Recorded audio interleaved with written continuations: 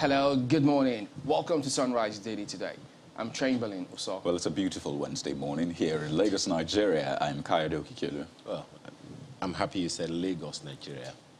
I'm Ayade. Good morning and welcome. Let's go to Abuja. Okay, so good morning and welcome to Abuja in the FCT. That's the Federal Capital Territory in Nigeria. Oh, wow. Okay. So what now? We'll go to Sokoto then after Abuja? That's territorial. What's going on here? Own your territory. I mean, Absolutely. Okay. Own your territory.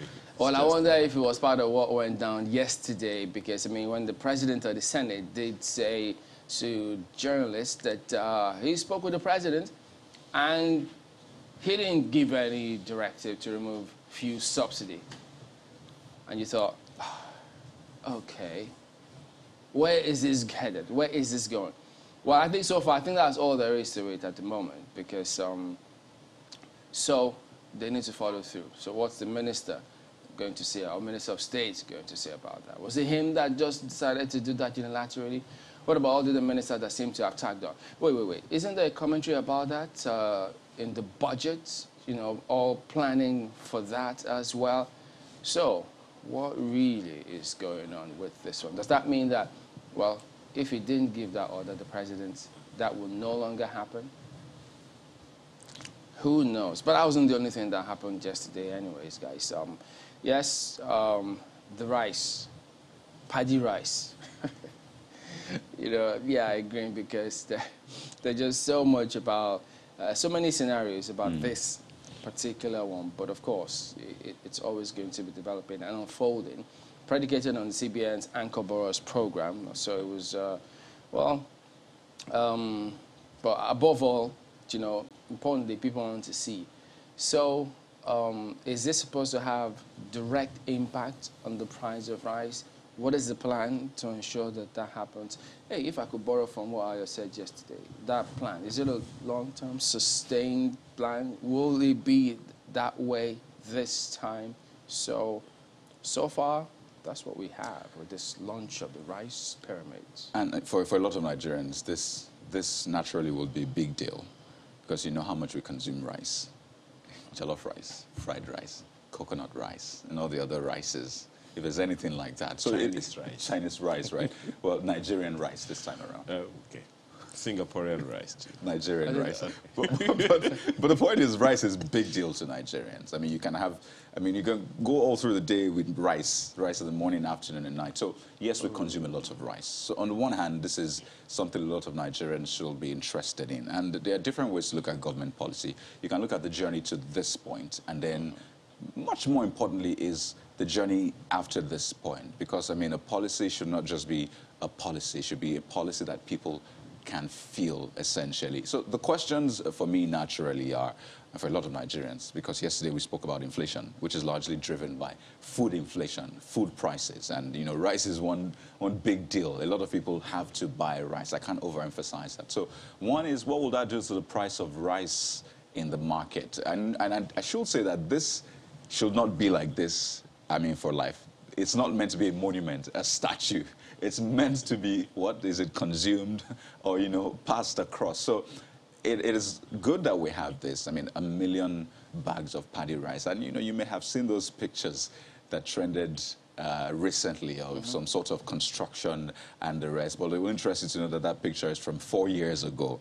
You know, so it's not a picture from today. And, you know, the tag on that, the bags of rice, is different from what you have here. But, I mean, that's the journey to this point. But as I said, what's very important for a lot of Nigerians is how that will impact on the price of food item. And I think it's important to help Nigerians understand that, because I had this conversation about whether this is an Abuja thing or a Nigerian thing. But it's gratifying to see some of the state governors that came who were involved, and it's across the sub-region. So I really, really look forward to what this will do to the price of not just rice, how we can replicate this across other, you know, food items, because it's not just rice we consume. There's, you know, cereals and the rest. And, you know, I was making a joke with my wife recently, saying, I should have told you to hold off on that purchase, you know, right after this, and then see what this will do to the price of rice. But I need to say this.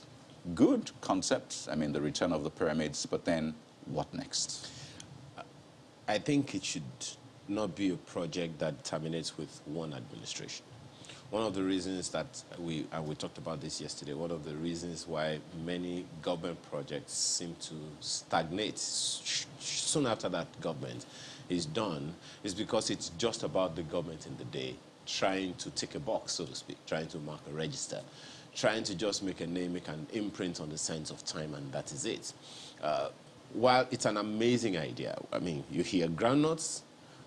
First of all, you hear pyramids, my head goes straight to the groundnut pyramids of the north in Kano City back in time. And they're really, really high, about the same as these ones that you have now. And there's been, of course, those pictures that Ayade referenced there. They're really something. One thing I'm just hoping is that this will not terminate with one government. It's going to be a program that will be sustained beyond government. The value chain of rice is enormous, but is it the same as the value chain of livestock? Is it the same as the value chain of cassava, of yam, and all those other things? So this is rice we are talking about today. What else? What next? This is just to give us an idea that the agricultural value chain in Nigeria is more than enough to not just sustain Nigeria's economy, to pay off all of our debts and grow the economy massively. So what next, Ayade? My opinion would be, or my take would be, let this not terminate with one government. So let's put the label of Nigeria on it and not just one government or one head of state or president. Okay. Well, for all of those who are hoping that the price of rice, at least local rice, will crash, I think let's do this. Fingers crossed. Let's have fingers crossed as to whether or not this will have an effect on the price of rice, because much as this is appreciable progress, and we must acknowledge the progress. I think that is very important. To help put it in context, let me read this to you. We understand that in 2014, Thailand alone exported 1,239,000 metric tons of rice to Nigeria. That's million metric tons of rice to Nigeria. By 2016, it had fallen to 58,000 metric tons. By 2019, our rice imports from Thailand had fallen to 9,000 metric tons. So coming from about 1 million to 9,000 metric tons.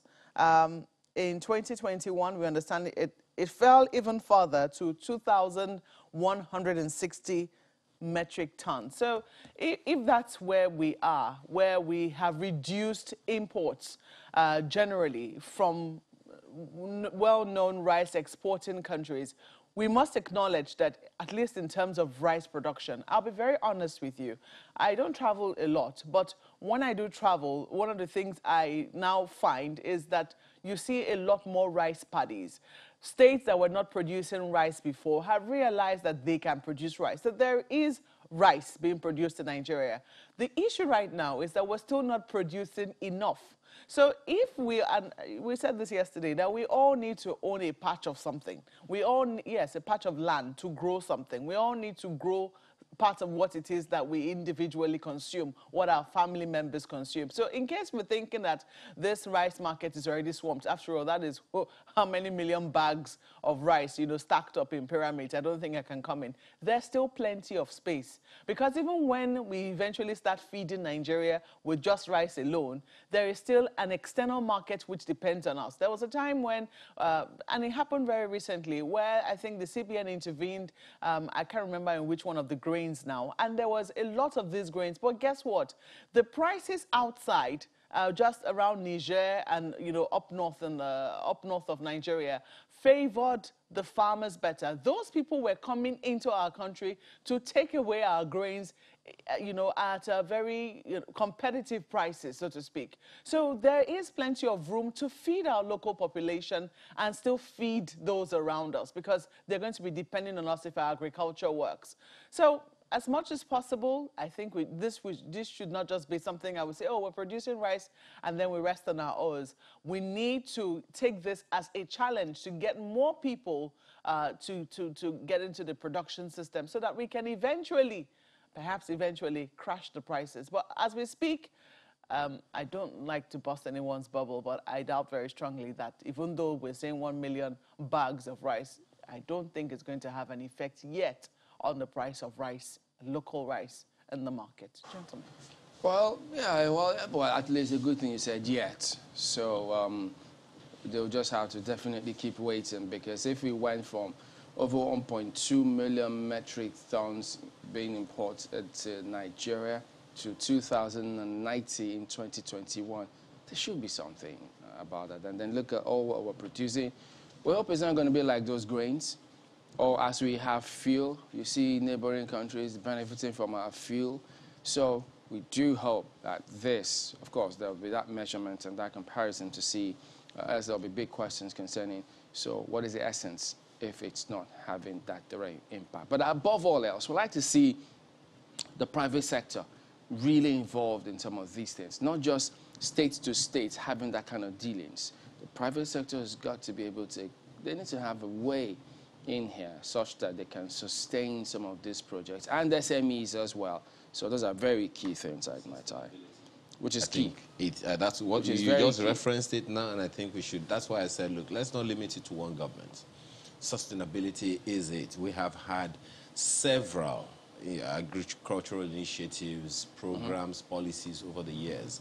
None has been sustained. Let us find a way to ensure that this is sustainable. So it's not just for the one government, it's a legacy project that we all will be proud of. Yeah, so that's it. Let's delve right in and take a look at some of the dailies today. So, well, we're going to start with Nigerian Tribune this morning. Terrorism. Niger communities hit 50 times this month, ascribed to the governor. Says 220 killed, 200 kidnapped within 2 weeks. Soldiers, bandits in fierce gun battle in Kaduna community. So, there you go. We're still grappling with this.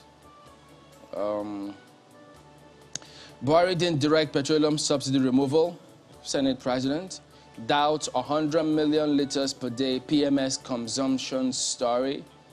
Says Buhari may receive Electoral Amendment Act bill next week. So all of that packed in this. So you may want to bundle it. Of course, there are a lot more questions about this kind of scenario. So when those comments are made, wait a minute, guys, did I miss anything? Was any denial, any rebuttal from the presidential spokesman about the subsidy removal before now? Is it me or what? So I think it's probably important to put that in context. So does that mean, as you said, this will not go ahead? Is it trying to say that, well, he didn't expressly say it, but I mean, we looked at the realities and we just thought, wait, we can't keep doing this, because that's this narrative we've been getting. We can't continue to do this. So, yes, the president may not have said it, remove subsidy, but hey. Yeah. Well, I don't know. Maybe we'll have to see if the presidential spokesman will issue statements and see. The question you want to ask so that we'll put it in context. What is in the budget? What are the recommendations in the budget? If indeed it is true that the finance minister had said subsidy or whatever it is was factored in for just half of the year, what does that mean? You know, so what is in the budget? Is there a provision for it in the budget? I think that's where we need to be. Well, remember, there's been several provisions in the budget that were not executed, and then there were things abandoned in the budget that were spent. So that budget doesn't dilute them. Well, take a look at the back page anyways. AFCON Eagles, good for title. Gyan. Oh, wow. It was heartbreak for Ghana yesterday, actually. It was shocking. No one could believe what they saw. But that is football. Yeah. That is football. And that's what we always say about respecting the opponent. Absolutely. I mean, I heard the captain say, well, but we're Ghana. We're going to go ahead. And I thought at that time, I said, oh, boy, I hope this doesn't seep into the mentality of the entire team. Because if it does, but unfortunately. I mean, from that goal from the, is it third or fourth minute, it just showed me that And I'm glad that, you know, our coach and the boys, they kept saying, we'll respect every opponent. You have to. You had better And you could see respect. the respect. You could see the respect in that Nigeria-Sudan match. You could see the respect. It has to be there. The power with which they went out guns blazing against Egypt was kind of reduced for Sudan. And I'm wondering, I thought this was the underdog. Okay. Football will shock and surprise Yeah, you. the tactics, so they have to just, well, that's a game. Yeah, if you have any Ghanaian beside you, please give them a hug, encourage them, because I mean, it's very trying times, I must say. But take a look at the Vanguard newspaper this morning. It's on security as well. And it says, sit at home, enforcers wreak havoc in Southeast. So clearly, this is still a big issue. But take a look at the riders as gunmen kill 2 in Enugu, injure 3 others. Storm Catholic Church in Onitsha, disperse worshippers, attack motorists, traders in Abia. Kanu kicks against fresh charges, accuses FG of engaging in trial by ambush. I understand that's meant to continue today. Ozekome takes over defense team, says charges incompetent. And troops dislodge IPOB ESN stronghold at Lilu Forest in Anambra. So a lot for you on this one, different angles. It's a page 9 read this morning. That picture of the rice pyramids, of course, makes its way to the front page. But this one will interest you, coming from INEC. I mean, a lot of people expected that the Electoral Act Amendment Bill would be dealt with at the resumption of plenary yesterday, but not quite. And INEC is saying no poll timetable till electoral bill is signed into law. What? Yeah. But what is it they tell us that INEC can hit the ground running, even with or without the Electoral Act? Section 52 deals is the magic wand, and now you hear this. Gives them the prerogative to choose, right? Does INEC even need to hit the ground to move? To just fly? Okay. So hit the ground running. You have to. I don't Even playing taxi on the ground. So, I mean, how far will this go, really? A couple of riders for you to get context of that one. Okay, go ahead. But page 5. Now, I don't want to get too deep into it, so I can, I mean, move on to other dailies. But big one, I must say. And of course, there's a talk about the APC convention for February 26. Still a lot of rumbles within the party, I should say. But Mr. and Mrs. quickly, you see, Mr. saying, I have noticed that for some time now. If I give you 150,000 naira housekeeping allowance, foodstuffs don't last beyond the middle of the month. Well, as I say, every day is for the thief, one day for the owner. But Mrs. with the attitude looks at him and says, who is the thief and who is the owner? Because one of them will have to prepare his food henceforth. So, well, His food. Well, there's sports on the back page. Guinea-Bissau's keeper saying, we'll rather die than lose to the Eagles. Okay. We'll leave it there for I hope the die is in inverted commas. okay. Not die clothes or what. That's the Vanguard this morning. Mr. and Mrs. must have seen the front page of The Guardian. Rice pyramids are packed right there. The Guardian newspaper next this morning. And the lead story, Nigeria quotes double-digit deficit financing amid fiscal indiscipline.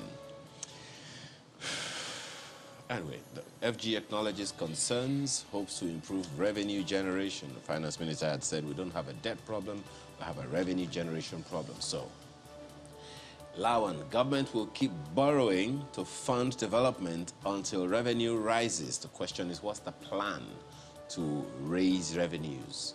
Scale down size of government, cost of governance, says Yusuf. Find the details, continue on page 2 of the paper.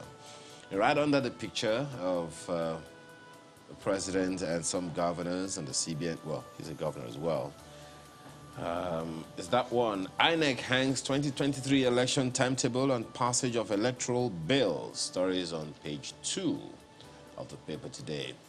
Right under the nameplate, look at this one.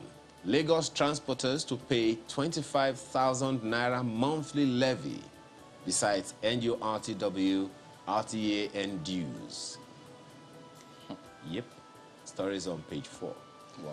That's the Guardian newspaper this morning. What is that about? Let's look at Daily Trust for you, and they have this on their front page. Lawan, Buhari didn't order fuel subsidy removal. says Nigeria not consuming up to 100 million liters daily. President's statement will confuse economy. That's according to an expert. It will be suicidal to remove subsidy ahead of general elections. That's also on the front page as well. All of them riders to that story. Lawan, Buhari didn't order fuel subsidy removal. So just in case you're wondering, as I was, yesterday when the Senate president visited the president and he came out with that statement, I was asking, was that statement diversionary, or was it what he truly went to discuss with the president? Because sometimes, you know, you go and discuss one thing with the president, and because the press people are waiting for you, when you come out, you just have an alibi. You just have something to say that takes away from what it is that people thought you went to discuss with the president. But hey, this is what he said they discussed, so let us go with it. Page 4 will give you the details. Take a look at these other stories. 25-year-old housewife commits suicide in Kano. That's also on the front page. And in case you're wondering about this story, they also have it on their front page. Bandits killed 220 people in Niger in 17 days. That's from the governor of the state, Governor Bello. Insecurity, Oshibajo, Ganduje, Lalong harp on role for traditional rulers. Okay, we heard the president say it, and now it seems that that's the new echo. Bumpy road to February 26 APC convention. It's a page 13 read, and of course they have the pyramids, the mega pyramids they're called. Just in case you're wondering though about whether there's anything underneath it apart from bags of rice, at least I can say that every day I drove home and I passed along that route, every single day I saw them stack up that pyramid bag after bag. I did not see anything, any iron supporting it, any wood supporting it. It was all bags of rice. And we're all wondering, what is this about? What is this about? But hey, now we know what it is about. Let's leave it there for Daily Trust. Well, I didn't drive through there, so nobody should ask me. So that's what I like to note. We'll take a look at Daily Times next. Also, perhaps that question too. Look at that. Why Nigeria can't do without borrowing? Lawan. So I think, look, wasn't there a while ago where he says that it was quoted to have said, try to reduce the... We need to reduce the borrowing. And not make it zero. I mean, we're in the realm of deficit financing, so I mean, it's said already. We can't do without borrowing.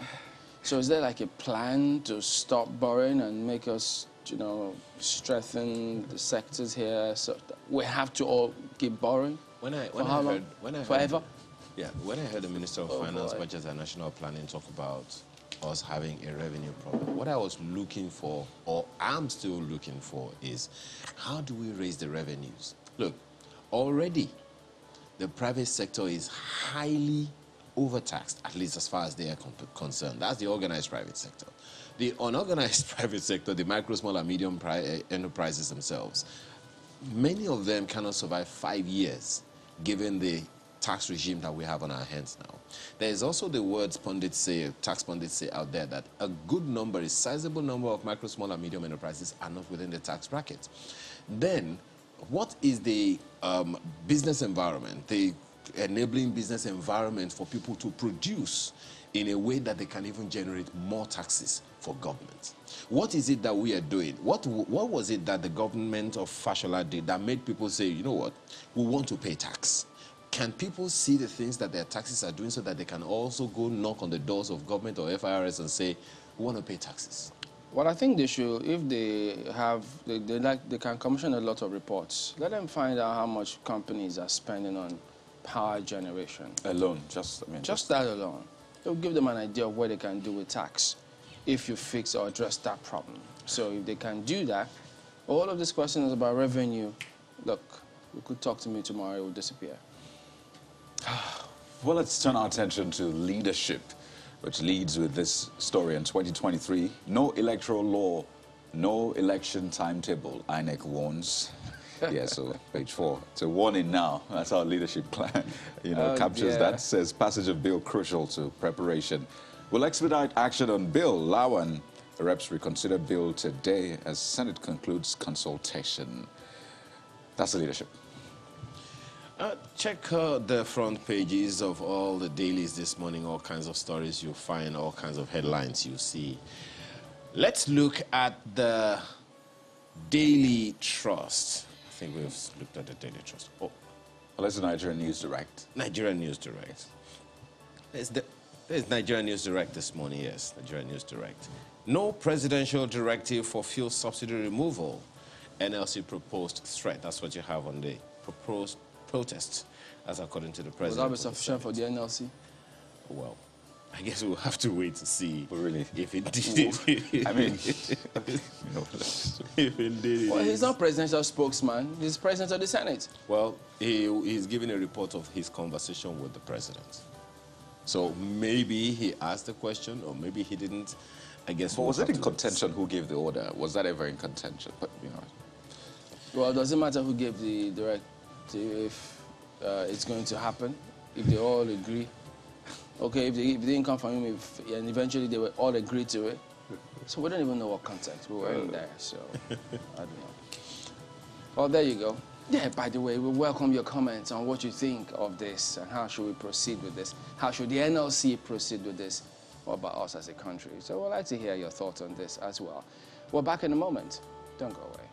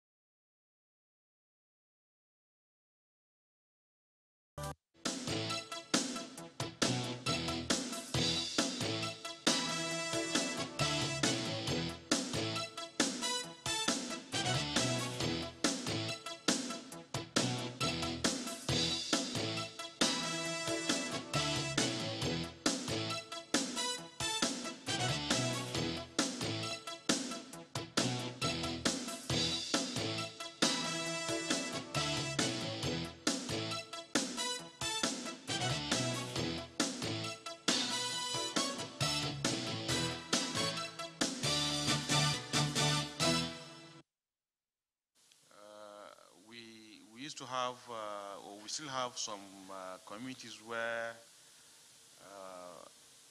ransoms are being collected. We will try to discourage them from paying such ransoms, because even when they do pay ransoms, it doesn't stop bandits from attacking them again. Actually, what it does, it empowers them. When you pay levies to bandits, they use such monies to go and purchase weapons, and they come back and attack you. I can understand if when you pay levy, they will never come back, but they still come back. So we try to speak to those communities to please desist from paying such levies. In 1999, from the records, from what I'm being told, Niger State had about 14,000 policemen. Today we have 4,000.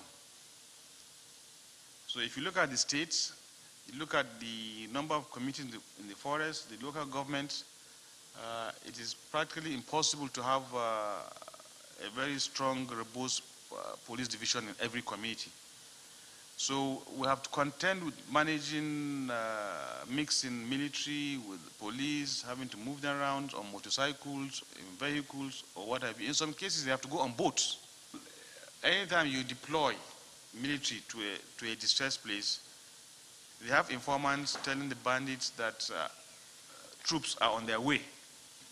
So by the time, most times when the troops get there, they don't see anyone. So they're very elusive. We're dealing with a different kind of threat.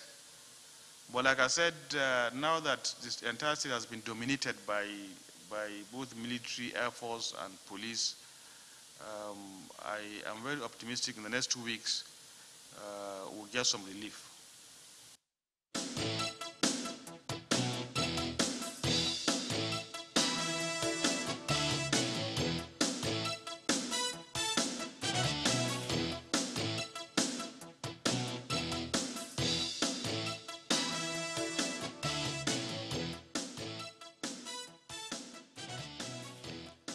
Well, I'm sure that you've seen the dailies or heard some of what the governor of Niger State was saying there. And it was saying that it's not strange or new, because we also heard the governor of Zamfara reporting saying that communities are now paying for protection in some instances, and they're still paying ransom to these kidnappers and bandits who have now been designated terrorists, who still come back and use it to attack the communities.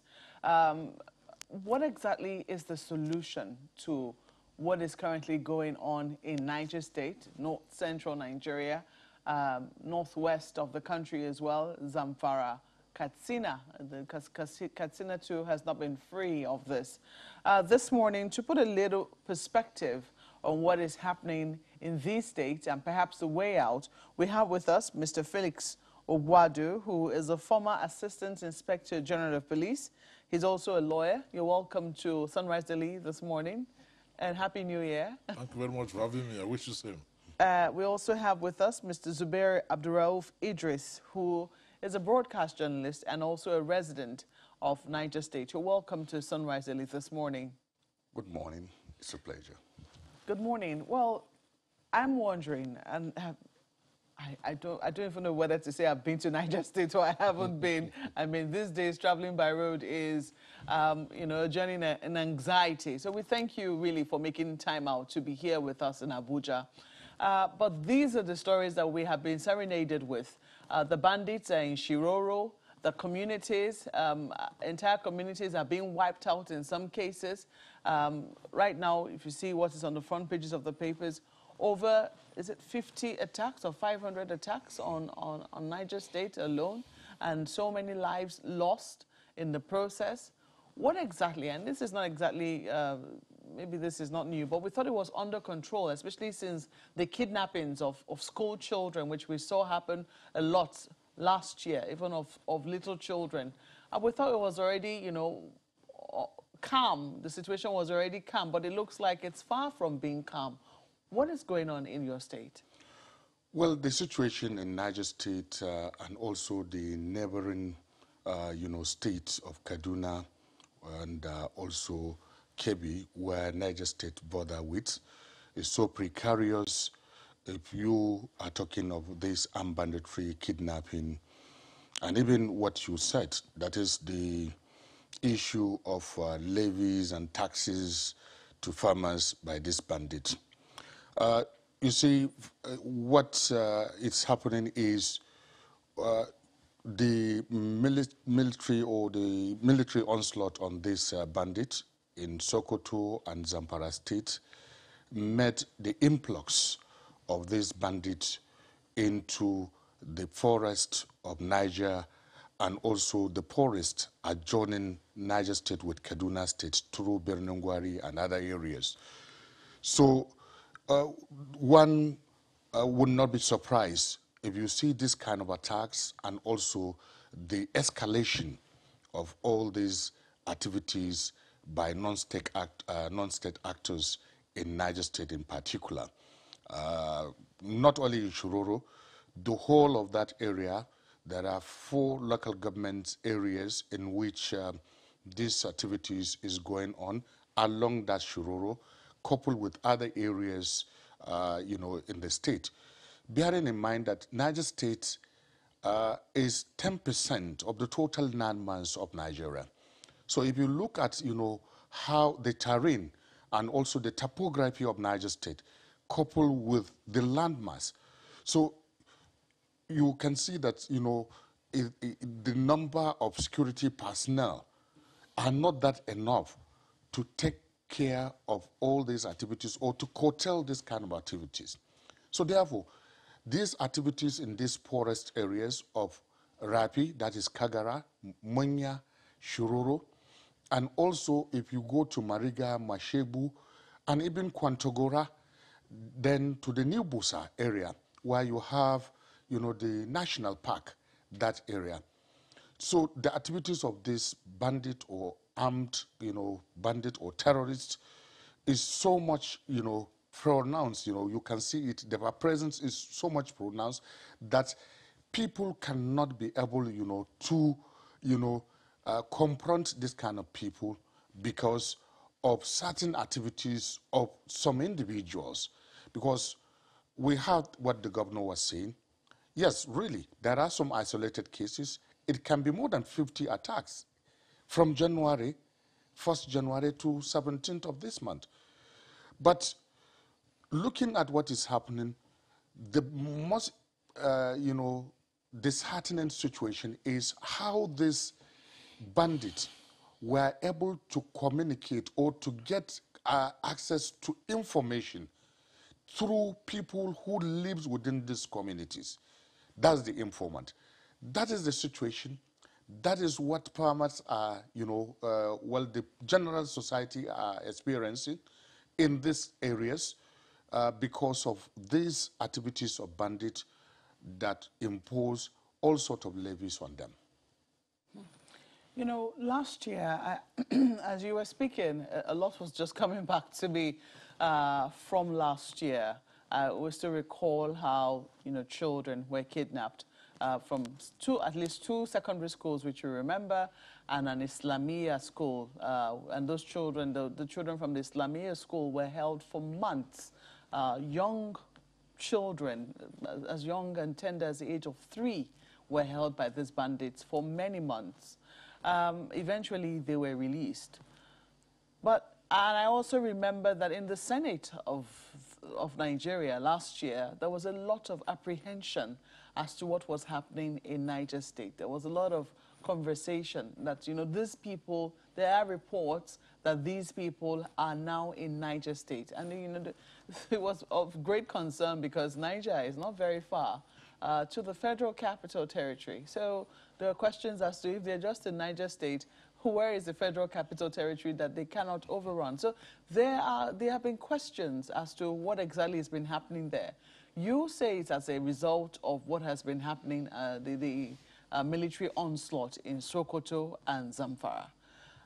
But even Zamfara is still not exactly free of what precisely, they're trying to read it off, which is the bandits.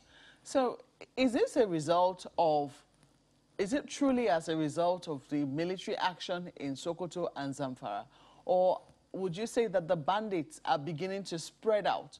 In some instances, perhaps getting more members within their ranks and are getting emboldened by a lack of action of the fact that, Niger State, as you rightly said, is vast and will certainly have, communities whereby there will be very little or no government presence. And this has emboldened the bandits to, gain more ground and be even more strengthened. What precisely would you say the issue is? Well, the issues, when you look at it, even apart from the onslaught, as I said, in Zamfara and Sokoto State, as I said, Niger State, the thick forest in Niger State and the landmass, it makes it more comfortable for this bandit, to have based, in this, state.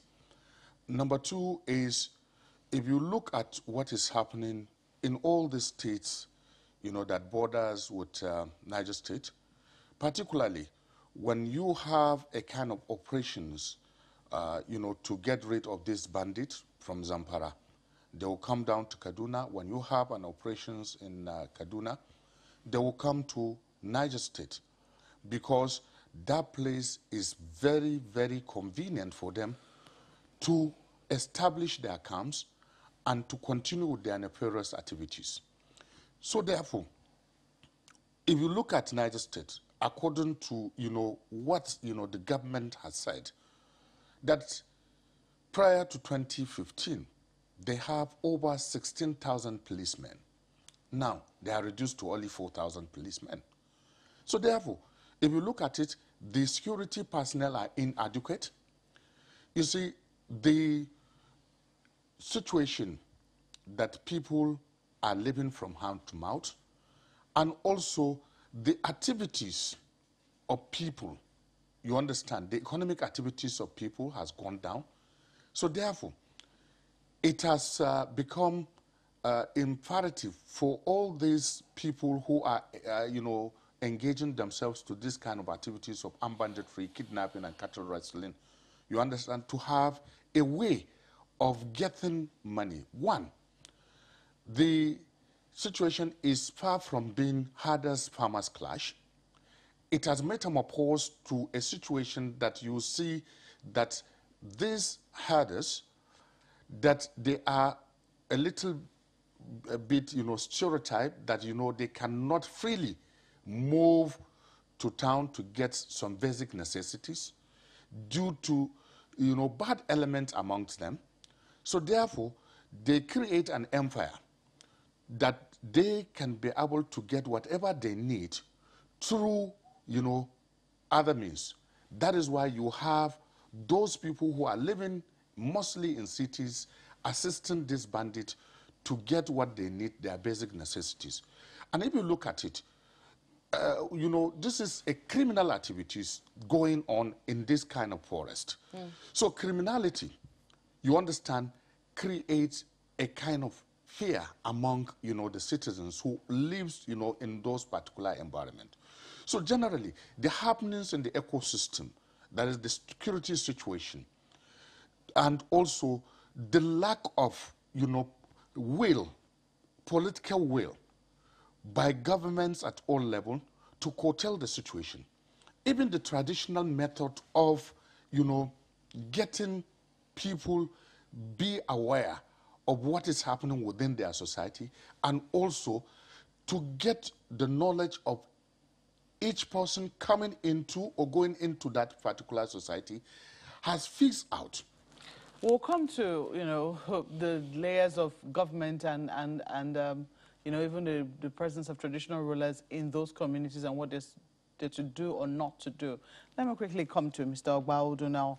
I do not know, as a former policeman, and I don't know whether once a policeman, always a policeman, but wearing your policing hat, I do not know what you make of the fact that people are now paying taxes to bandits for protection. Some people will say there is no greater indication of a lack of confidence in the state to protect them than such an action. Would you agree with them? Of course, to a large extent, yes. First and foremost, let me commend my colleague for the very clear picture, background he has painted for us. Honestly, it is very, very, very embarrassing. Very, very embarrassing that we find ourselves in this kind of situation. It goes to confirm the failure of the security operatives to contain the situation. It's very shameful, very embarrassing. And one point I want to make is this. I've said it times without number. Our failure to comply with the United Nations prescription of 1 police officer to 400 citizens is a major challenge in this country. Recall he said, I'm aware of it, I think it was the governor said himself, some years back, the police strength in Niger State was close to 16,000 or 11,000. Now it's just as small as little as 4,000 only. And look at the landmass. So we really need to wake up to the challenges. Then secondly, having said that, it's not sufficient to say that when they attack bandits in Zamfara, for instance, they now escape into Niger State. People should be aware of all of these developments, that if this happens here, this might likely happen to some place. Security agencies to wake up and make sure that whoever is coming to our state, we get them arrested, dealt with decisively. And again, the forest we're talking about in Niger State, even though it is large, no matter how large it is, it's not something that the security agencies cannot collectively attack. You recall we had an election in Anambra State. Just an election, 2-3 days. You know the number of police officers that were deployed there? 35,000. So what stops the Nigerian government from directing the same deployment of such a huge number of security agencies to that forest? With area support from the military. Combined team of police officers, the military, the army, and all of that. You go in on the ground, then area support. we tackle this challenge frontally. Well, we heard the governor say that that right now military and police have are dominating the space in the state, and that he is optimistic that in the next 2 weeks or so we should see progress. But there are questions as to how we got here. There are questions as to, because the state of insecurity in Niger State is not new. Sorry, let me interrupt you here. You see, with what they're doing right now, we've had situations like this in the past. Oh, we've gone in there, we're in charge of the situation, we're control, blah, blah, blah. 2, 3, 4, 5 weeks after, we're back to square one. That's precisely what I wanted to raise with you. Question of hitting the place, then you withdraw to go and sleep. These guys will go and regroup again, reinforce themselves, and continue from where they stopped. We have to look for lasting solutions to these challenges. It's not just hit and run. No, no, no, no, no. If you are going to raid the place, for instance, after the raid, make sure there's adequate and sufficient and deterring security operatives' presence in that place. That's a major challenge. Coupled with the fact that the strength is grossly inadequate.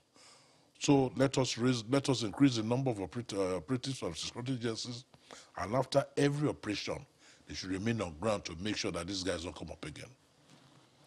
Let me send this to my colleagues in Lagos.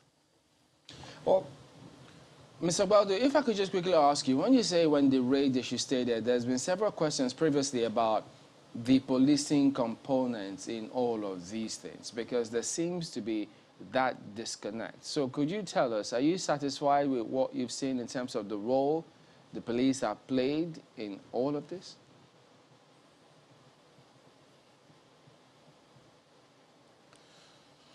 Like I said, the role they've been playing over time is not addressing the challenges adequately. Recall I used the expression hit and run. Don't just strike and withdraw. There must be sustained security operatives presence. Because these guys, they have their own intelligence gathering network. So if you operate in a place and withdraw, the agents will reach out and say, look, these guys have left this place. And they'll go back to the place. Because they have their agents, those that provide them intelligence reports, within the communities.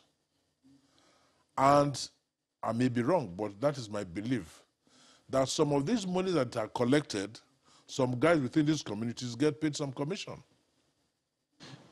They get paid some commission. They get rewarded for the role they play in supporting the criminals, these bandits, these hoodlums. So, overwhelming security presence is what we need to have now. We've always had, the government has approved the recruitment of 10,000 police officers. Over time, if we'll be recruiting this maybe on a yearly basis, situation would have improved. Would have gotten a lot better. It's still like Niger State that has a very large land mass. In fact, I was reading something somewhere and I got to know that the land mass of Niger State alone is about the size of the entire southeast geopolitical zone of this country. So we really need to tackle all of these situations. If you are deploying security agencies, let them be enough to provide adequate security within the entire landmass. Take a state like sorry, if I could just jump in. Governments. From what you're saying, it comes across as though... cannot deploy the same number of police officers. Can you hear me, Mr. Baldo? Yeah, Let me just jump in and ask that. Yes. From what you're saying, it comes across as though you're saying this has got to do with the army and stops with the army. When you attack, you stay. But we know that there's much more to it. There has to be that collaboration among security agencies. The intelligence component, when you say they're informants, they do certain things. So what is the police doing about some of those to intercept and ensure that they collaborate with the army and then share intelligence, working together within the community? Because some of those persons who pay taxes and all of those, they have no choice. And that's why that happens. You see, I'm not hearing you. Let me make a point here. The police and the military, to a very large extent, they've been working together. I don't think they have any serious issues, no contentious issues. Then secondly, the issue of intelligence gathering, a lot depends on the communities. A lot depends on the communities. I've always made reference to that advert we used to see on TV from the NTA, that when you see somebody say something, these guys in the communities, a good number of them have credible information, credible intelligence information. So all of this should be passed on to the security agencies. Because if you want to rely on the security agency alone, they cannot. I want to emphasize that. They cannot do it alone. They must work, they must synergize with the communities, traditional rulers, the indigenous in the entire place, and all of that. So we must come on board and work together. It's a challenge that affects all of us. Security agencies lose their lives. Innocent citizens in various communities get killed, kidnapped, and all that, and they pay ransoms. And they never have the money. You can imagine people that not any much income having to raise money to pay levies, pay tax, and all of that before they can go to their farms, before they can pay ransom, before those kidnapped can release, and all of that. It's not too good. But the bottom line is this: our security manpower needs to be increased. I've always insisted that we must prioritize security. We are taking security for granted, and we've taken it for too long. And I've always said, in the absence of security, when security thrives, no form of human endeavor takes place. I say that again. In the absence of security, where insecurity thrives, no form of human endeavor can take place. So let me, if I could just follow up on that point you made about having... And that is why the level of criminality has been skyrocketed. If I could quickly follow up on that point you made about having overwhelming presence of security. But from what the governor said yesterday, and I've not been able to get over this, saying that they have just 4,000 policemen. And I did the math. How does a state that has about 10% of the nation's land mass end up with just about 1% of the nation's police mass, as it were? I mean, doing the calculation, if we have over 350,000 policemen in the country, then that means simply every state should get at least 10,000 policemen, just doing the math. So how does a state like Niger end up with 4,000 policemen? I mean, what comes to play when policemen are dispatched to states? Because if anything, Niger State should have at least ×2 of that.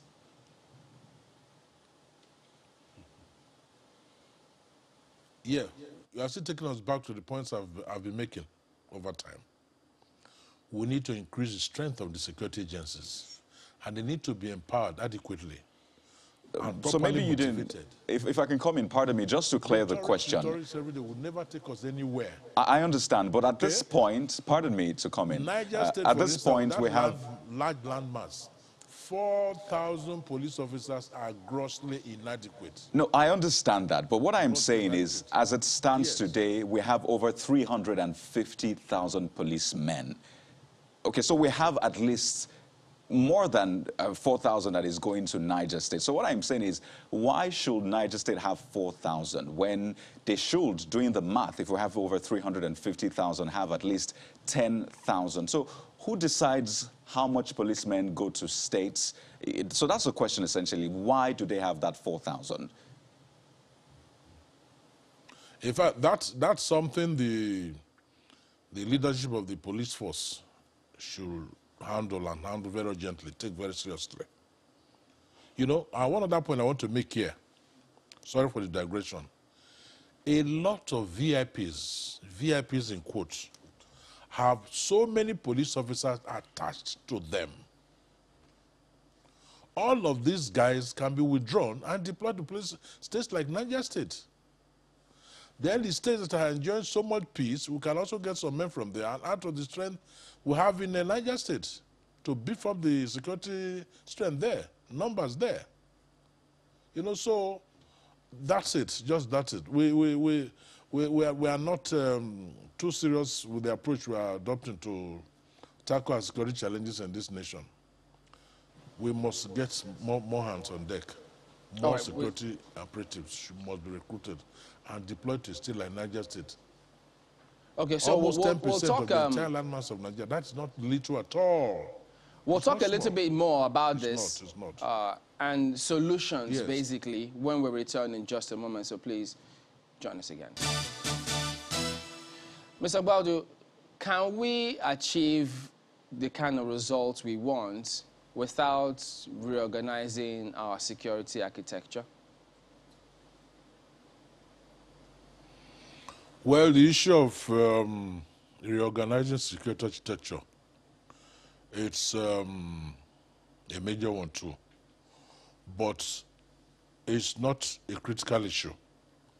The main issue is enhancing the number of security agencies, giving them adequate training, giving them the professional competence to tackle all of this. Look, I've always said a good number of our challenges are not beyond us. They are not.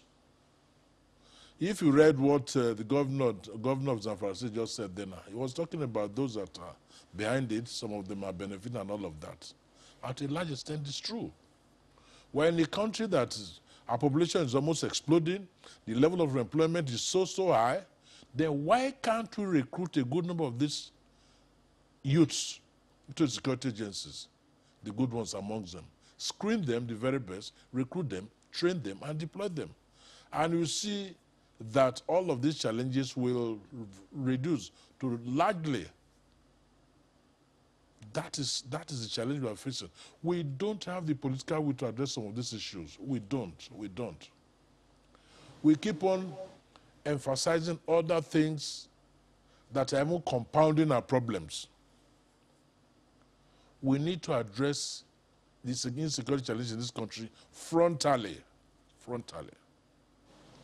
Well, a good number of these guys are saying, if you reach out to some of these military officers, police officers, talk to them in strict confidence, I'll be shocked at the kind of revelations they will give to you. When it comes to the empowerment to perform, the motivation and all of that. So we need to strengthen them. We need more hands. We need more people to work for us as security operatives. Until we do that, we'll just be dancing in circles, making the same mistakes, doing the same thing year in, year out, and expecting different results. It doesn't work out that way. Well, Mr. If the foundation is weak, there's nothing put on top of it that will stand. Yes. Well, there are those put on top that will stand. There are those who wonder along the line. And the other thing I want to say, the other thing I want to say is this. It's an advice to the government, okay? Now, let us make unlawful possession of prohibited firearms a capital offense. But before we do that, we must sensitize the public. Sensitize the public. Maybe give them like 6 months. Submit firearms with you. After the 6 months expires, thereafter we enforce that law. We keep on treating some of these very serious offenses with kid gloves. You know, it's not the best. Just the same issue with corruption in this country. People that have stolen billions of naira, that are charged to court today, tomorrow, that's the end of it. You never hear of the cases again. The same approach we are adopting for security. So my advice to government is this. Let us sensitize the public.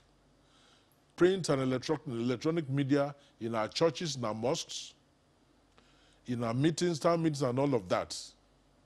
Tell them that, look, we are giving you 6 months within which you submit whatever illegal firearms that are with you to so place.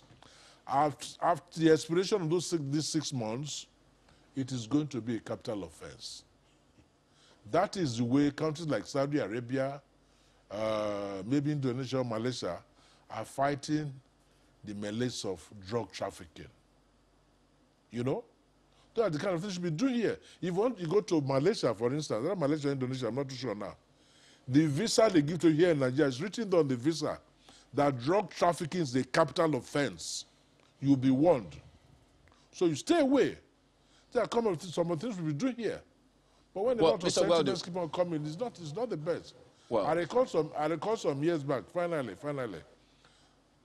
years back, I told a senator friend of mine, I said, look, the best way to go in this issue is make a low position of prohibited firearms a capital offense. I know what he told me. He said, my Ayade, you mean if they arrest my son with a prohibited firearm, he should be killed? I said, there we are. He only goes to, we're not serious. We're not serious. That is why this problem keeps on persisting. In terms of my case for that. In the same line of the question my colleague Chamberlain asked you earlier about rearranging the security architecture, whether or not it will make any difference, there are those who are clamoring that maybe if we have state police, it will make a difference. Government has been talking about, the police authorities have been talking about community policing and taking one initiative or the other in that regard, and this is where we are now. Do you think it will make any difference, significant difference, if the states, each state were to be in control of their states, of their police system? Thank you very much for that question. Honestly, I'm a very, very strong advocate of state policing in this country. But my biggest worry is this. How many of these states can finance the state police? A lot of our states come to Abuja, cap in hand, begging for financial support. But if all of us come together and resolve that let us have the state police, we assure you that we can fund the state police, equip them, motivate them adequately. That is the very best. Not when there's a crisis situation in Zamfara State, you look up to Abuja for a directive. No. If you have a state police in Zamfara State, for instance, the governor, who is the chief executive officer, with the state police under him, 100%, he'll be able to tackle the situation, you know, successfully. So I'm fully in support of state police, but my fear is that a good number of the states we have today might not be able to fund the police force within their state, because this police, for instance, requires a lot of money. The equipment for them, then the training for them. One conversation around that. Wages and all of that, and other forms of motivation. While the conversation around that is going on, Mr. Waldo, you said something earlier about people giving information, intelligence information to security agencies. But there have also been cases where in those communities some complain that when they give information to the police, on one hand, sometimes they are not acted upon on time.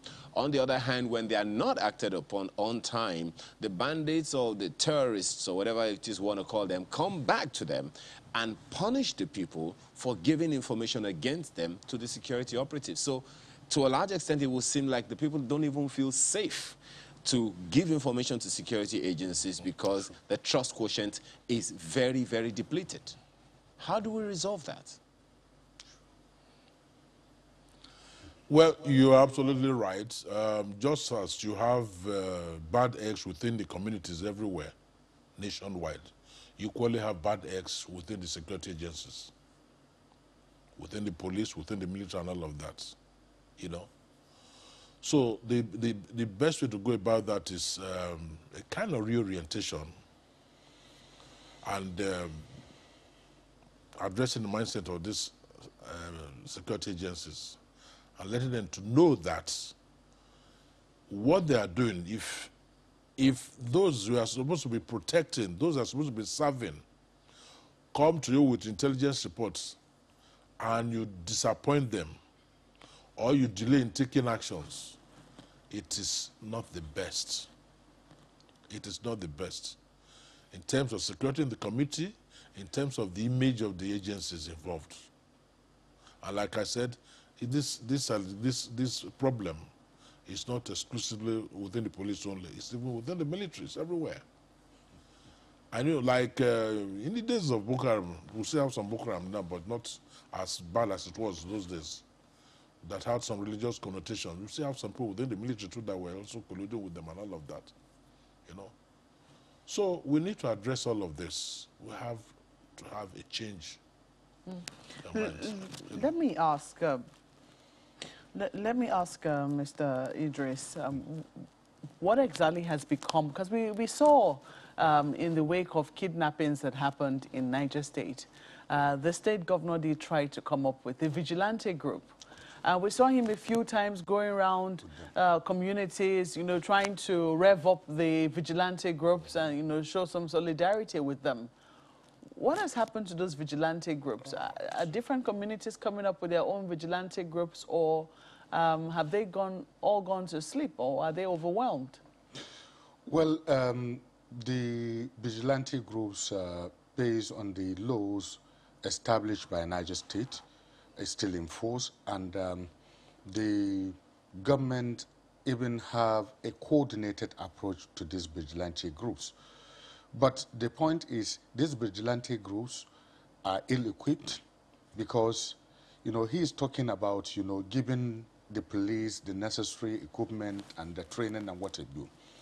So what I expect, it is either, whether it is state police, whether it's community policing, whatever it is, no matter, how you address them, until you have a kind of collaboration between these vigilante or these volunteers, security volunteers, and the security agents, and also empowering them, giving them the necessary equipment, to fight these criminals, you won't have, direct result or impact of curtailing this kind of insecurity in Niger State. So these volunteers or the vigilantes, you can see that the number of attacks this year, out of that, 50 attacks, according to the government of Niger State, mostly you see that the attacks is on the vigilante or the communities where these vigilantes, reside.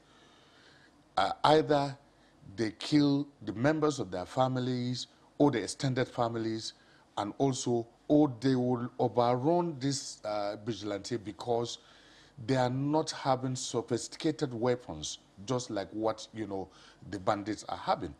So this is the problem of this vigilante, but the state, needs to recruit more or to get more volunteers, security volunteers, to now collaborate, led by the security personnel, particularly the police and also the army, so that together they can move into these places so that they can fight this criminal element in those forests. But in the meantime, how is life for people who live in Niger State? I mean, is the insecurity all over the state, or is it just in certain parts?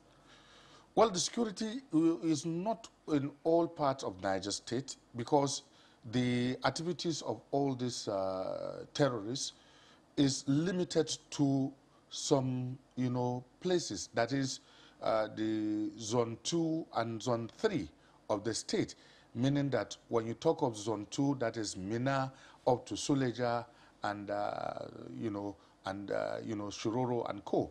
And when you talk of Zone 3, you are talking of Kwantagora and other areas up to New Busa and what have you. But particularly Zone 1, which is Zone A, which has the Bida Emirate, the Agaye and Lapai, you see, those places is a bit minimal because of the resilience of these people, this vigilante and also volunteers, particularly in Lapai axis that borders with FCT and also Kogi State.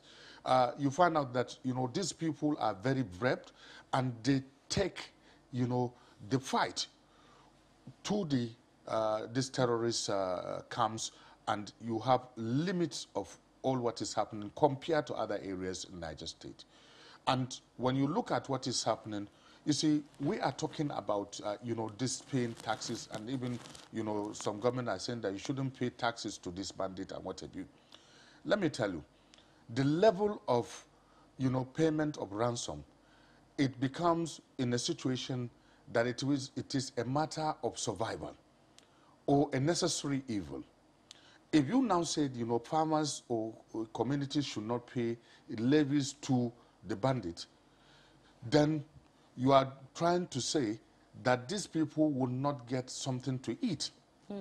You understand? It's a matter of survival exactly. for these people. For these people. Well, I believe that, you know, the authorities, you know, are listening. They understand for this information to have come from the governor who was speaking from the villa.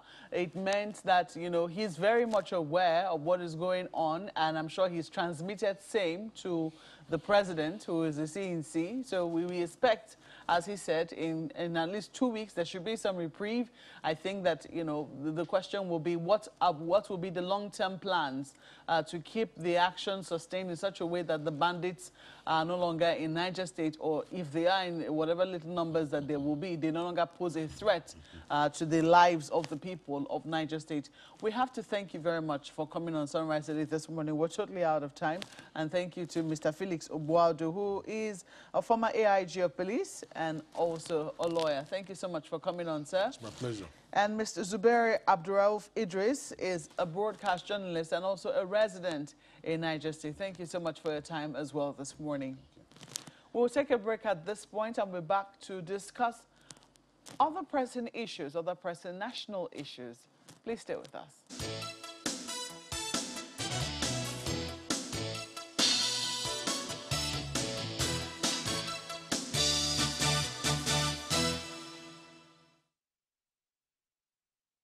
We spoke about our unanimous appreciation of Mr. President and especially the confidence he has in the forum. And we also passed a vote of confidence on the National Caretaker and Extraordinary Convention Planning Committee of the party, chaired by Governor Mai Malabuni and including 2 other governors, among others, Governor Abu Bello of Nasarawa State and Governor Boyega, South Niger, Governor Boyega Oyetola of Osun State, who have done an incredible job of running our party successfully, mobilizing people into the party. And we are very, very happy with their conduct. We discussed our oncoming convention, which you may recall, I had cause to address the press after we visited with Mr. President in November, where we expressed that both Mr. President and the party have agreed that the convention will take place in February. February is still realistic? Yes. Oh, yeah. When in February, sir? Under our, we are one group of stakeholders in the party, and our party respects institutions. The appropriate organ of the party is the National Caretaker Committee that will announce a date.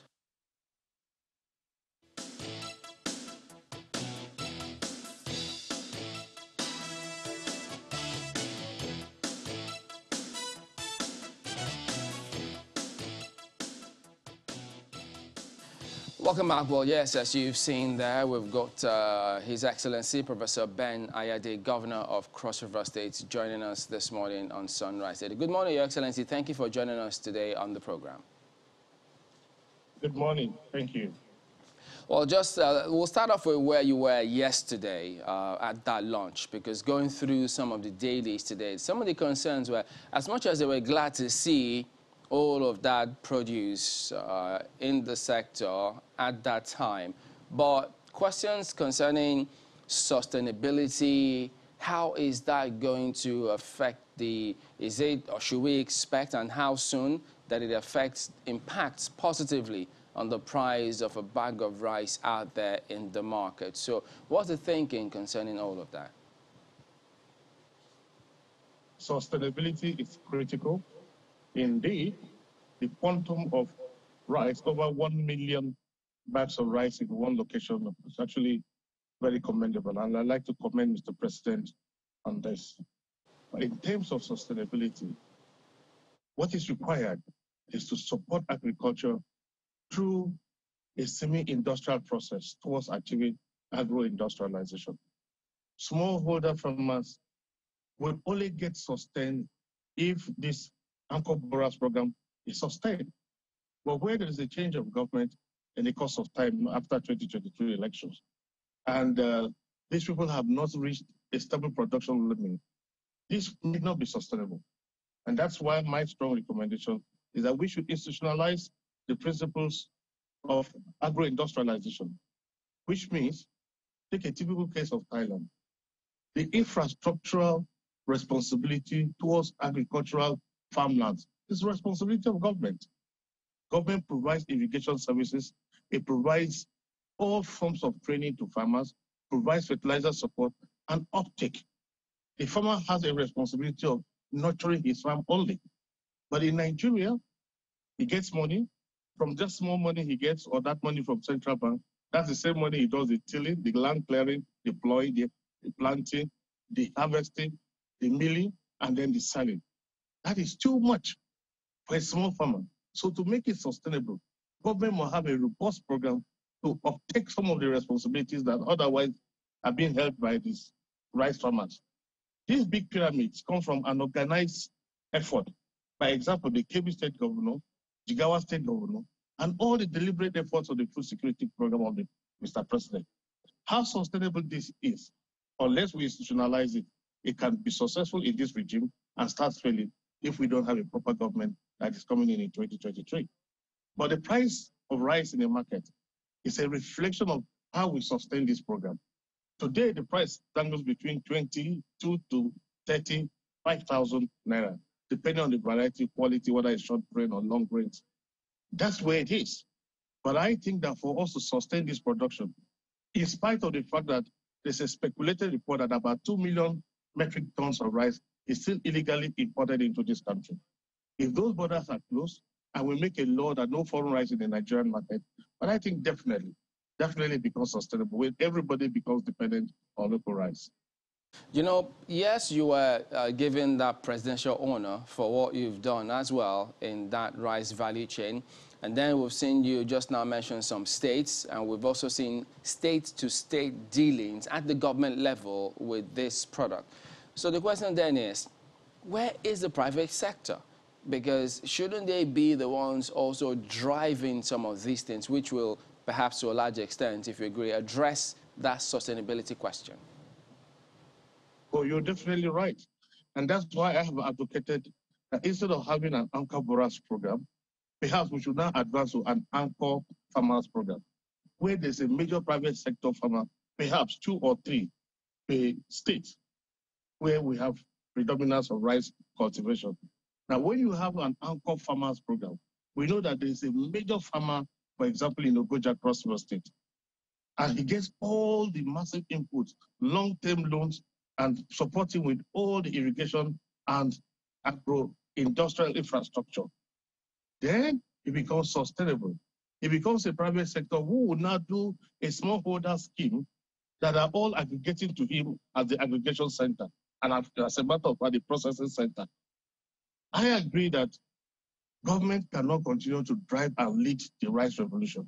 It gets to a point where the private sector should take over, and it's gradually happening. Dangote, for example, is coming into the rice game. Most of the rice mills are privately owned. Most of these farms are privately owned. We at governors level only come in to be able to create a direction, a focus. And I had mentioned those 2 states because the 2 states have the official position of the government under the Presidential Task Force on Rice to be able to drive the rice production process. Not necessarily because they are governors of those states, but because they chair and head and drive this rice revolution program. On my award is the application of technology to bring value. The footfall of rice production cannot increase when we continue in the atavistic way we do. For example, somebody is still growing rice with seeds. The factors that govern the growth, harvest, and yield per hectare dependent on so many variables. Example, if the seed itself is dormant by nature, if the seeds fall on a barren soil, if the seed has such a thick shell, if the nutrients in the monocotyledon or in the cotyledon of the seed is worn out, if the seed is poorly stored. And so Nigeria's yield is about 1.5 to 2 tons per hectare because the primordial approach is so rudimentary. It's as old as history. But technology has come in to make provision for all of that. In the process you find in Cross River State, we have a structure and system where our seeds are produced by ourselves. And seed means that you'll be able to reduce the water content to as low as 12%, and store below 80 degrees centigrade, so that the metabolic activities of the seed is arrested until such a time that you do the planting. It is when you plant that there is merismasis occasioned by the seed trying to germinate. So the stem comes out. When it comes out, as soon as it starts to grow in leaves, the xanthophyls and the yellow carotenoids will help in photosynthesis. The plant can become self-dependent. But where the seeds already depleted in nutrients because of long storage, the stem would not be able to germinate. So the factors that govern the yield of a land, a hectare of land, are controlled by seedling method.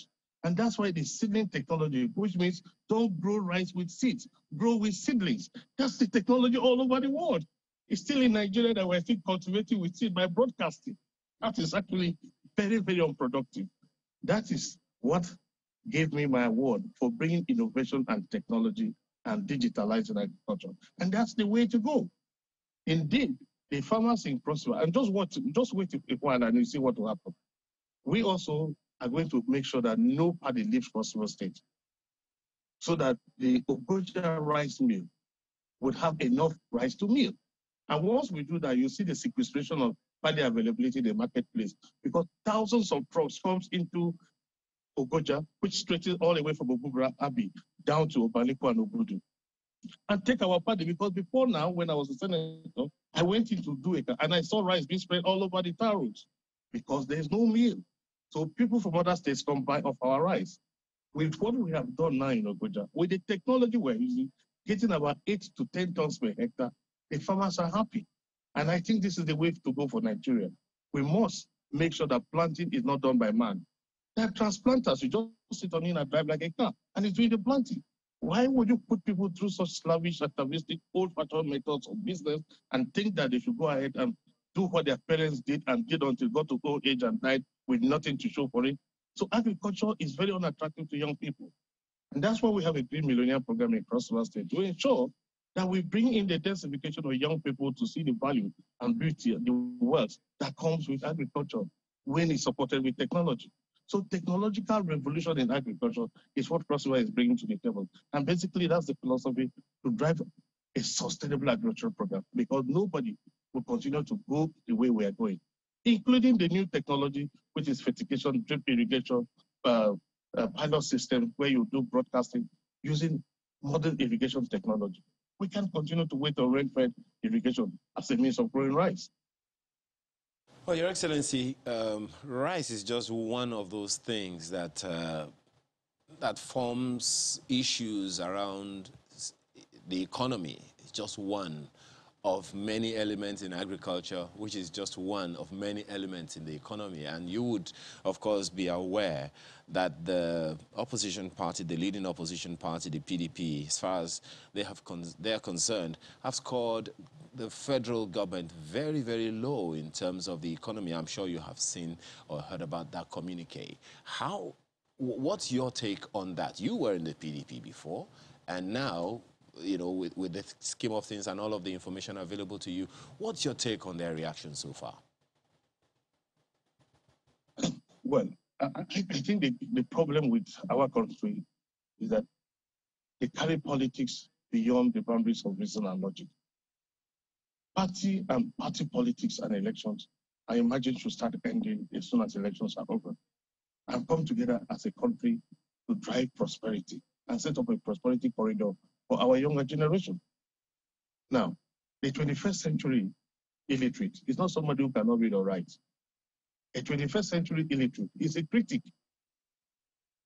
because in the 21st century, critics have moved to value addition, add your value.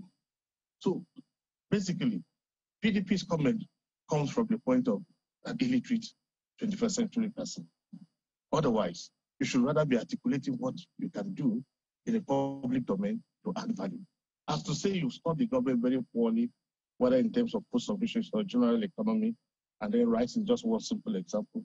Government is having an expansive program, 21 different crops and the associated value chains. I take poultry, for example.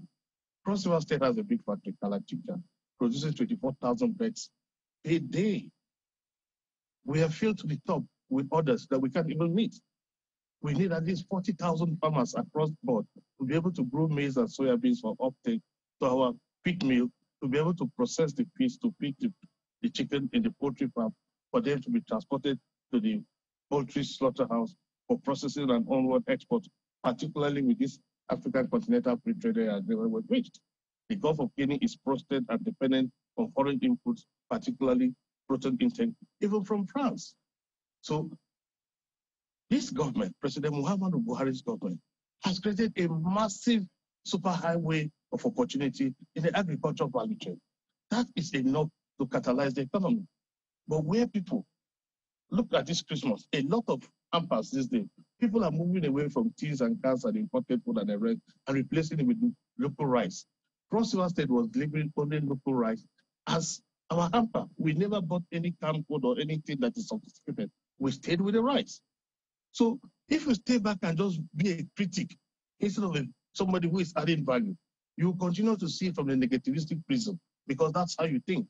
Because the failure of the existing government gives you a chance to succeed. And that is what has kept Nigeria and Africa where we are. Elections in every 4 years. Where can you plan for a nation of our size and magnitude in 4 years? And within that 4 years, 2 years is spent on election, 1 year before and 1 year after. First one to get the election, one after it to be in court. So you basically have only 2 years to run a government. So if you look at President Muhammadu Buhari and the associated pressure that has come, which he inherited, and the insecurity that he inherited, he has done magic to stabilize the nation as it is, reduce the banditry. You know, the investment in technology to be able to sustain, control, and deal with ISWAP, Boko Haram, and all the international conspiracy. Well, Your Excellency, there are some figures to some of the claims that the opposition party is making concerning the economy and all of that. We'll get into that when we return from this break, Your Excellency. So please stay with us.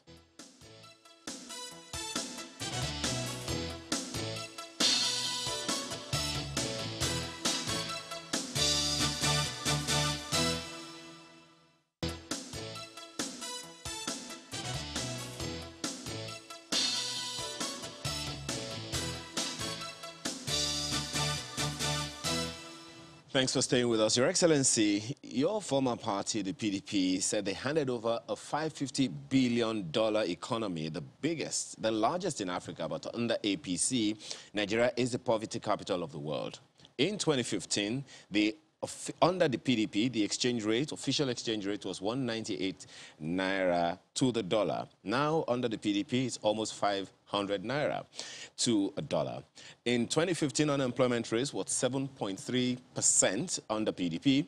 It is now 33%, one of the highest in the world under APC.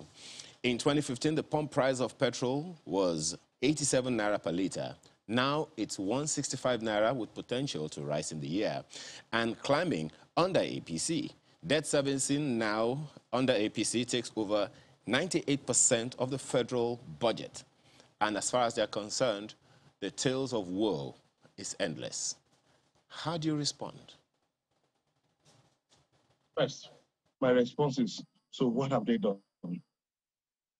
If this statistics is right in their own minds, what have they done? How have they compared it with circumstances that have changed? How have they compared it with the associated indices that is clear indication that the whole world itself had gone through a huge global recession? If I hold this data correct, the first question I will ask is, for them who are in the PDP and looking at it from the PDP point of view, what have they done in their states that have made a difference compared to most of the states in APC that have structured programs in a place that's lifting their people out of poverty? The data may be what you have said, but the reality is that under the circumstances we find ourselves, massive COVID influence leading to a shutdown, global shutdown of the world, associated with the ISWAP and indeed the Boko Haram crisis coming in from Afghanistan, leading to the fact that the occupation of the northern part of Nigeria and the deliberate discovery of certain essential elements that of great industrial significance, industrial minerals, leading to a deliberate international conspiracy for the occupation of northern part of Nigeria for the extraction of essential minerals, brought severe pressure Perhaps if it was not Buhari's administration with his military background, this country would have collapsed completely at this stage.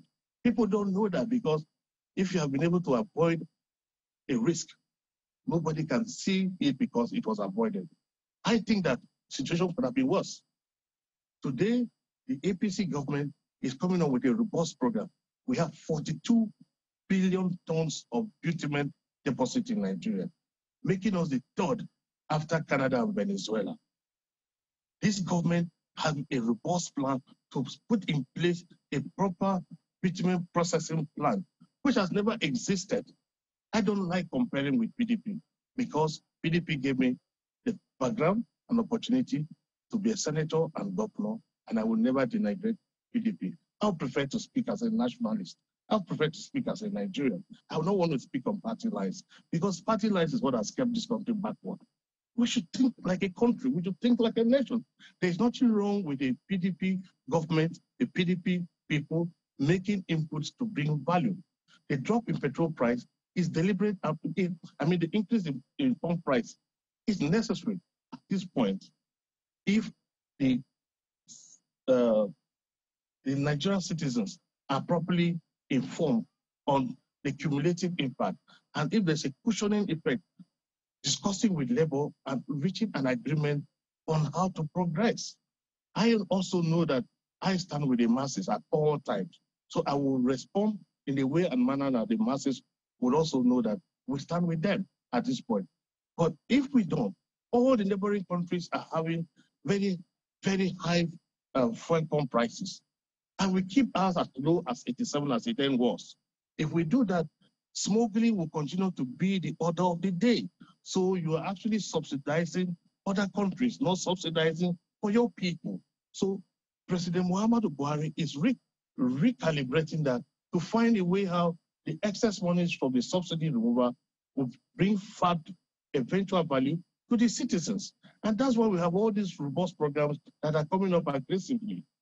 You know, time heals, and these changes are occasioned by the experiential development of the country. It takes even the UK almost 200 years to have a robust private sector and a good economy. So we're just 61 years old. This is all part of the growth process. So I think hasty generalization and excessive criticism based on data without actually sitting back to actually see how you can add value, you'll be failing. We have 3,000 tons of iron ore deposit in Nigeria. If we start harvesting and bringing value to those tons, it will replace this unnecessary subsidy we are putting into the oil sector, into the petroleum sector.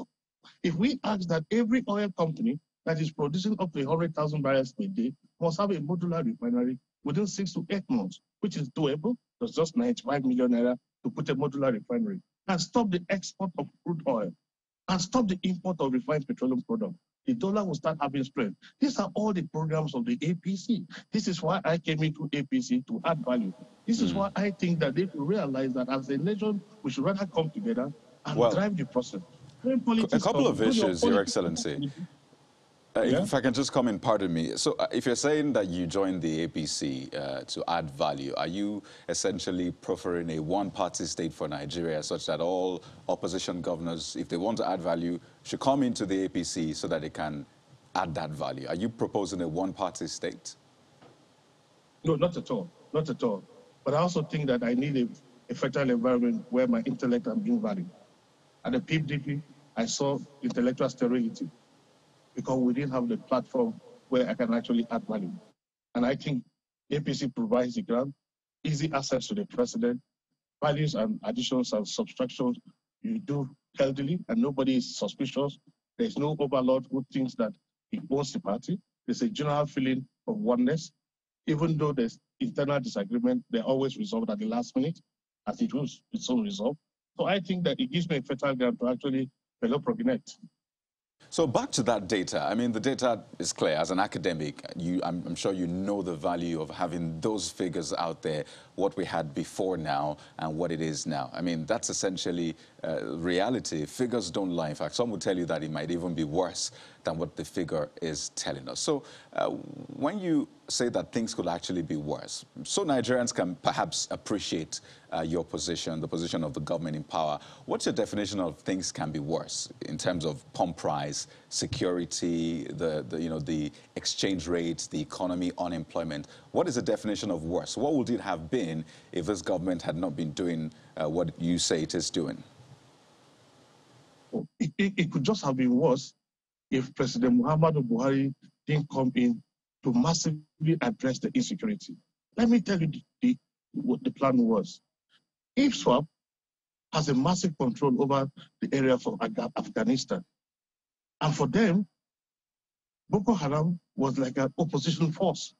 So ISWAP's responsibility gradually will claim that the province of West Africa is their natural inheritance. And so there is a long-term projected program to wipe out Muslims of the Nigerian type and Christians alike out and take dominance over the whole of Nigeria up to the Atlantic Ocean. It's a program that is well known in the terrorism cycle. So their migration gradually, confronting particularly with the collapse of Afghanistan, they're taking over and depending solely on the export of narcotics as a main source of foreign exchange earning, giving them avalanche of opportunity to raise enough capital to start their expansionist program. You can imagine the massive onslaught of ISWAP against Nigeria through from the north. Now, if you look at that implication, will you be even alive to start talking of a pump price, unemployment, and the rest? So President Buhari is dealing with a bigger picture. And if you're not on the driving seat, you just reduce yourself to mere academic statistics. But what he has done is to halt and repress the onslaught. And that, to me, is very essential. Security comes first. Section 14, subsection 2 of our Constitution provides that the welfare and security of the system, the primary purpose of government. Even before you move to welfare, security comes first. So he's been able to stabilize this country. We were going through a decadence of anarchy, resulting into full necrosis of the society. That's where we're heading to. So reversing that trend is a sufficient achievement. But because it's not tangible in material, calculable terms, people don't see it. But can you imagine if 3-4 states had the flag of Boko Haram stretching down into the central, north central, and approaching the southern belt? That could have happened. So it could have been worse. So where we are, reversing all of that sociological stoichiometry shows clearly that President Muhammadu Buhari understands.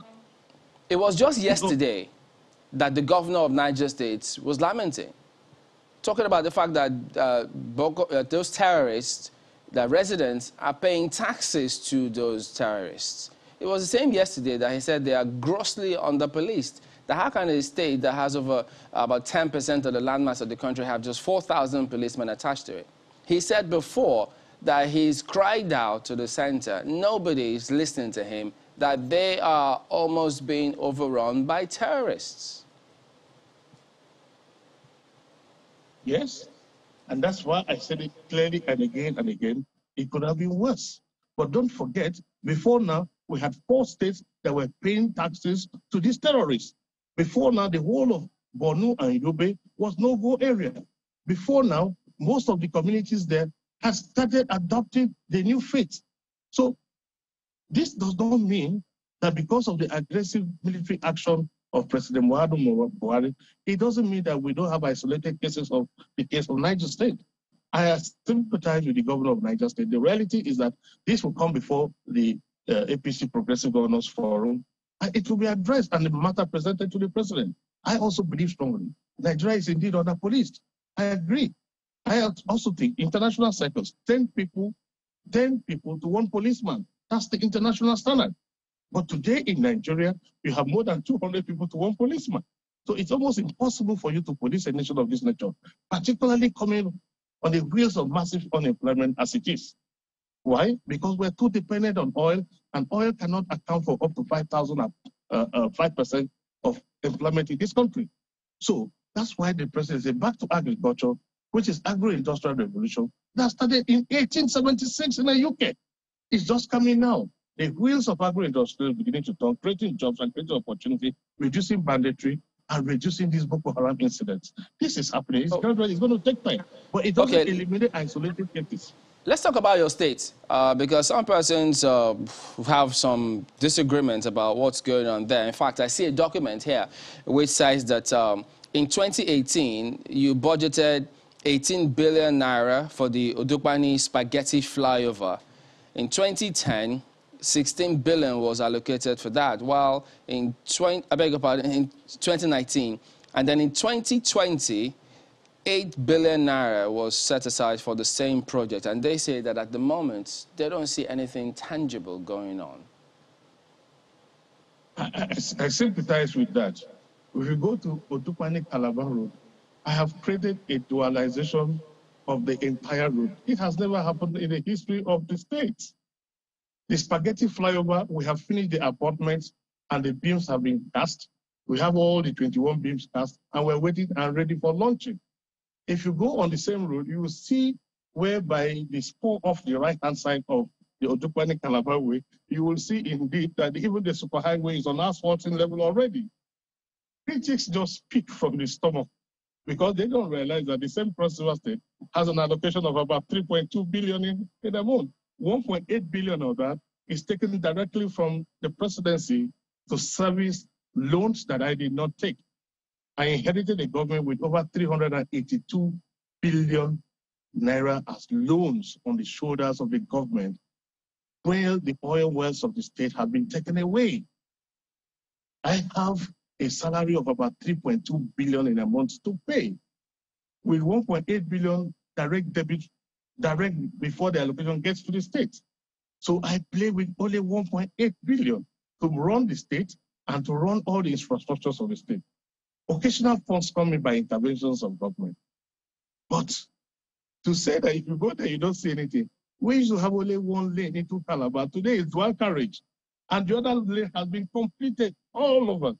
The budget of 18 billion, 16 billion, and 8 billion, as it were, is the envelope, which is the visionary provision, which is an intellectual budgetary system based on the principle of budgeting to vision instead of budgeting to envelope. It's a prosperity agenda set up to see how this state can change. And if you go to Calabar today, nobody will tell you that there's no dual carriage to Calabar. And no, people ask, where do I get the money to do it? So the second lane, which is the federal government lane, which is the old lane that was there, we are now preparing, and we've just given the contract to Zenith Construction to do the asphalt overlay on the old lane.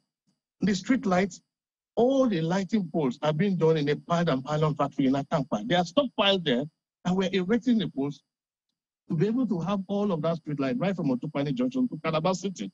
That will happen before April. It's ongoing. But don't worry about my budget figures.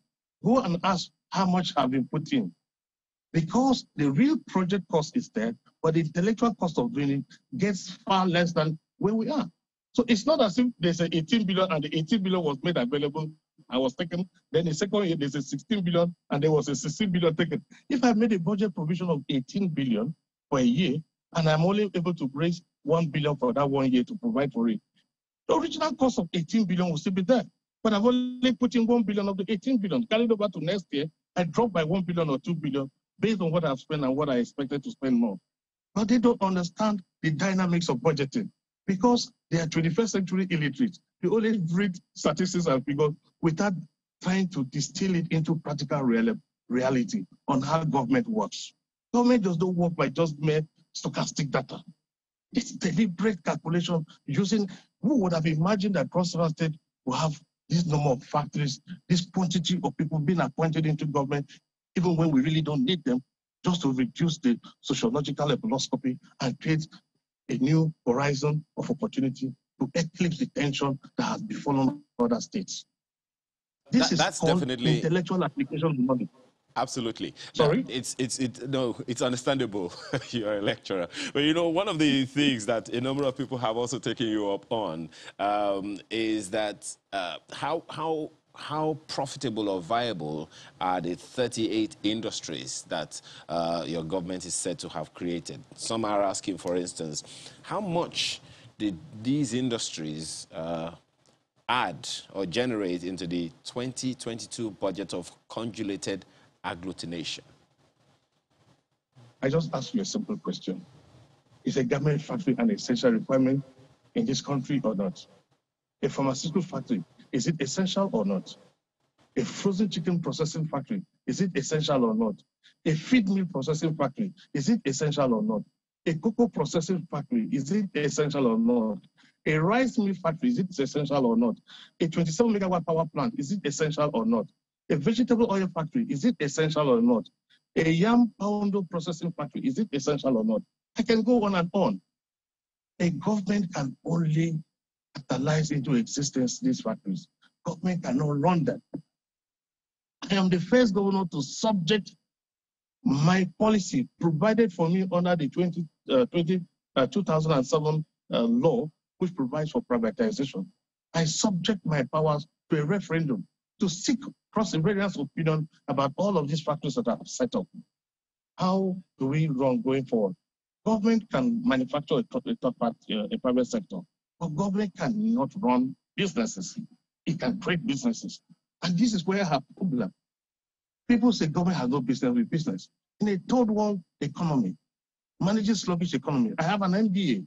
My master's degree in business administration focuses on managing public sector, particularly in third world economies. To take a third world to first world within 8 years required a robust, expansive thought beyond the carrying capacity of the state. If I was looking at the state, I would have collapsed completely. So I resourced to my intellect. Yes, pardon me to jump in. We're winding down now, so we just want to see if we can ask you as much questions before we go in the next 2-3 minutes. Is it true that you want to run for president? I won't give a classic answer. I think the party that I belong to has a relationship. We have a family culture. And my historical background is clear. I don't ever throw myself up. But I think in the course of time, when people's historical background is properly analyzed, as a senator, I had 41 bills, which was the highest in the 7th Senate.